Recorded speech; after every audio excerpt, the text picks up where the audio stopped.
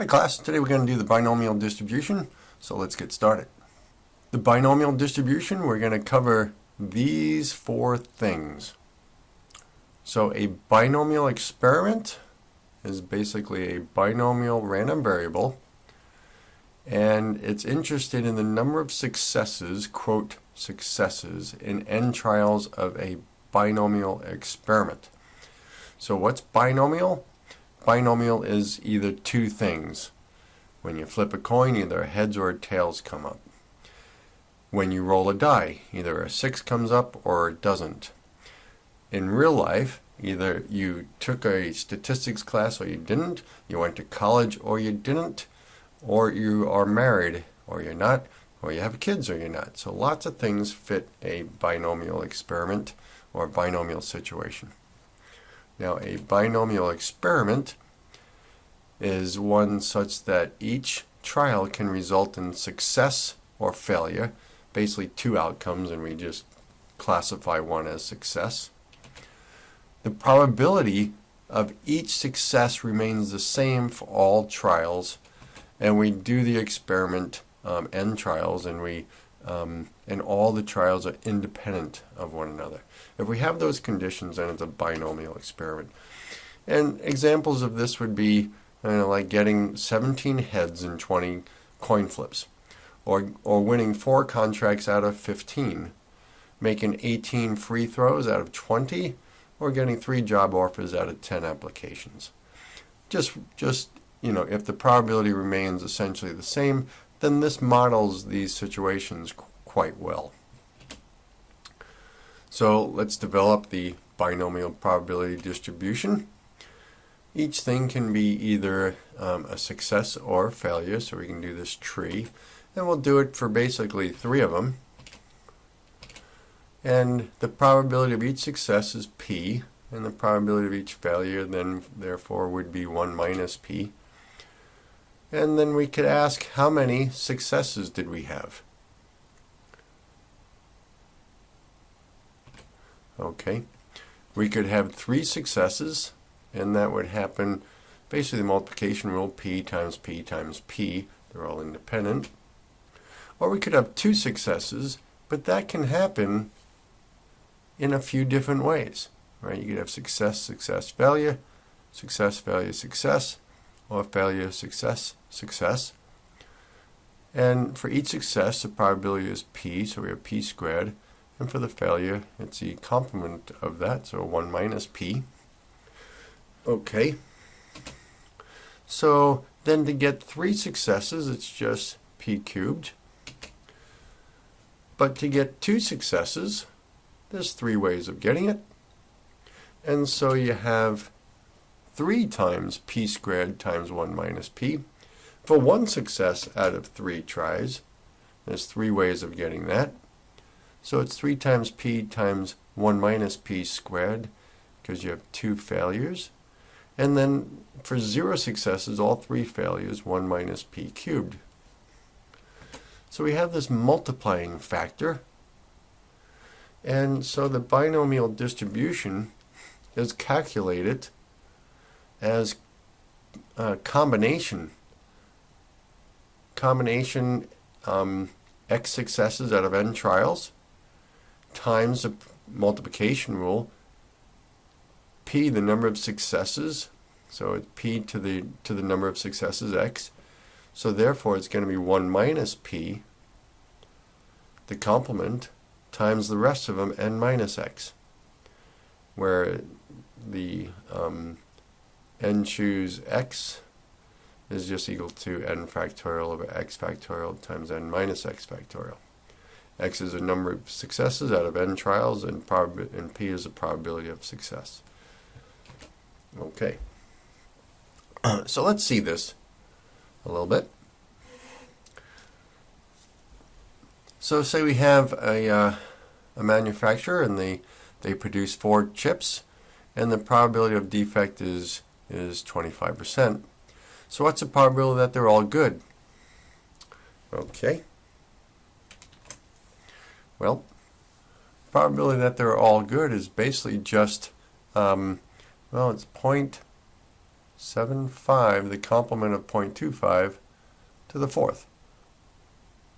Okay, all 4 chips are good. Now what's the probability that we get exactly 2 defective chips? Well, that will be our 4 choose 2 times 2 defective chips. So it's 0.25 quantity squared. There's 2 of those. And the complement, 0.75, 1 minus p, and there's 2 of those. 4 minus 2 is 2. And we can multiply that out, and we get 0.211. And by the way, this was equal to 0.316. Now, we can show the tree diagram for this. And that is, we have defective and not defective, defective and not defective. And how many ways can we get 2 non-defective chips or 2 defective chips? Well, these are all defective. Here's one way we can get 2. Here's another way, here's another way, here's another way, here's another way. There's a total of 6 of them. So it's 6 times 0.25 squared times 0.75 squared, which was equal to the 0.211. Okay, so there's a better way to do this. We have on the calculator, TI-8384, if we go to second distribution, we do binom PDF, n, p, x. Where n is the number of trials, p is the probability of success, and x is the number of successes. Okay, so let's do some examples. What's the probability that we have 3 successes if we tried it 10 times and the probability for success is 0.6? So that's equal to binom PDF, the PDF of 10, 0.63, and that's equal to 0.0425. Let's see this done on the calculator. We go second distributions, and we can scroll down to binom MPDF. So we hit enter, and then we just hit 10, 0.6, 3, close parenthesis, and we get our 0.042, and that rounds up to 5. Okay. Now let's say what's the probability that we have 15 successes if we try it 20 times and our probability is equal to 0.8. Okay. Well, that is just equal to binom PDF. The p is like a particular value, 20.815, and we get about 17%. Okay. We're all familiar with multiple choice tests. Suppose there's a test with 20 questions, and we've studied, so let's say the particular probability is 80% for any particular question, and we plug along. What's the probability that you get 17 correct? Well, that's just equal to binom PDF 20.817, which is about 20%. Now let x be the random variable equal to the number correct. Write out the probability distribution. Probability distribution is for the probability for each possible value of the random variable. And then what's the probability that you'll pass? What is passing? Passing is getting 70% or 14 or more. So what's the probability that you get 14 or more? Well, let's write out the probability distribution. P is equal to 0.8, n is equal to 20. So if we use Excel, here's the probabilities. Can't really quite see them that well, but there's the Excel function for it. But you can see for 17, like we did before, 205. And here's a nice histogram or probability distribution, and it shows the probabilities a little bit better.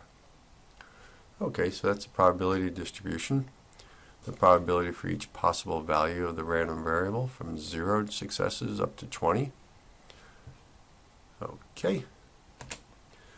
So now we want to find out the probability of passing. We need the cumulative binomial on the TI-8384.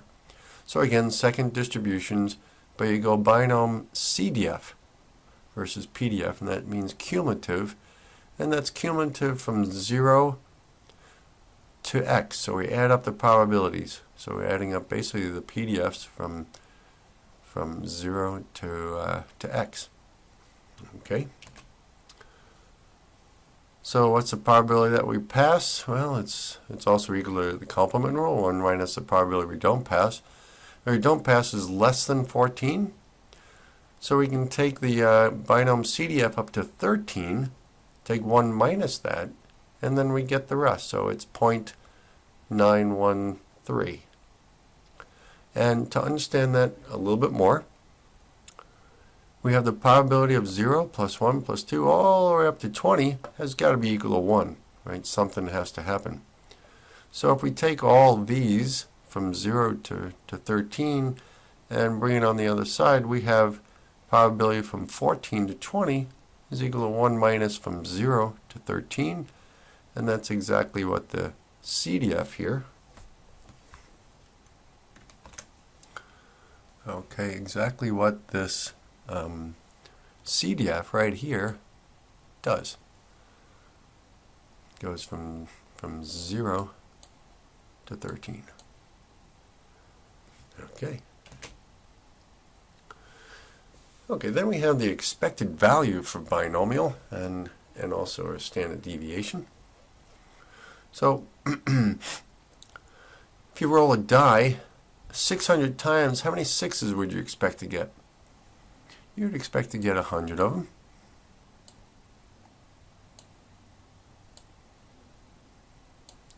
And if you flip a coin, how many heads would you expect to get? Yeah, you'd expect to get 50 of them. Right, half of them. And how do I get that? Well, it's really just basically equal to n times p, which was 600, times 1 over 6, so we got 100. How do we get 50? Well, it's really just n times p, right? We had 100 flips times our probability of a heads, we would expect 50. Okay, so if we were trying to land a job and we had about a 1 in 50 chance of getting it, how many job offers would we expect if we applied to 50 of them? Well, we'd get 1, right? 50 times 1 over 50 is equal to 1. What about 100? We'd expect 2 of them. 100 times 1 over 50 is equal to 2. So we'd expect 2, right? So the expected value is just equal to n times p. All right. And so the expected value is equal to n times p. The standard deviation turns out to be square root of n times p times 1 minus p, and the variance is the standard deviation squared, so it's n times p times 1 minus p. And that's how we get the expected value and variance for a binomial random variable. Okay. All right. How about getting a job? So I figure it's one out of 60 of getting a job. How many places do we need to apply for a job? Well, we have the expected value is n times p, so it's n times 1 over 60. So we multiply both sides by 60, and obviously n is equal to 60.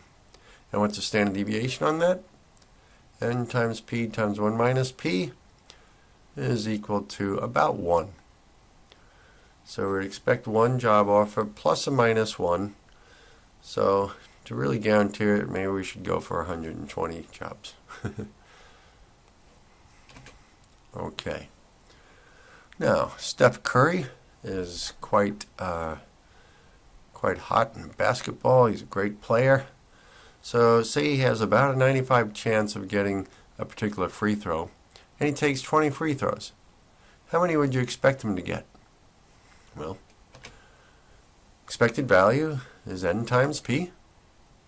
So 20 times 0.95, so we would expect him to get 19. What's the standard deviation on that? Well, plug it into there and we get about 1. So it's a probability he gets exactly 18. Okay, well that's that binomial PDF. Okay, which is right here. What's the probability that he makes exactly 19 and exactly 20? Okay, well that's binomial PDF 19 and binomial PDF 20. What's the probability that he makes less than 17? All right, that's that binomial cumulative, the CDF, up from 0 to 17. So 17 or less, so 0 through 17, so up to 17, and that probability is 0.0755. Okay, let's see that on the calculator. So we take second distributions. We can scroll up, it's a little quicker. And binomial CDF, we have 20. N is equal to 20 times 0.95, comma, up to 17. Close parenthesis, and we get our 0.0755. Okay. Okay, last example, but very real and important. Suppose that each time someone has unprotected sex, and there is, say, 1 out of 20% chance of pregnancy. If someone has unprotected sex 40 times, how many kids do they expect? Okay, well, n times p, they expect 2 kids. Congratulations. What's the standard deviation on that? Okay, square root of n times p times 1 minus p, about 1.4. So maybe less than 1, they didn't have any, or maybe all the way up to 3 or possibly even 4. Plus or minus 2 standard deviations 95% of the time. So, okay. Now what's the probability that they get at least 1? Okay, strict probability. At least 1 is 1 minus the probability of none, and the probability of none is PDF of 0. And if we multiply that out, we get 0.87. There's an 87% chance they'll get at least 1 child. Okay, so if you're not intending to have a child, then definitely protect against that. All right, so I just wanted to bring in a very real situation in binomial. Either you have a kid or you don't. Okay, so I hope that was very useful for you, and I hope you enjoyed learning about the binomial distribution. Cheers.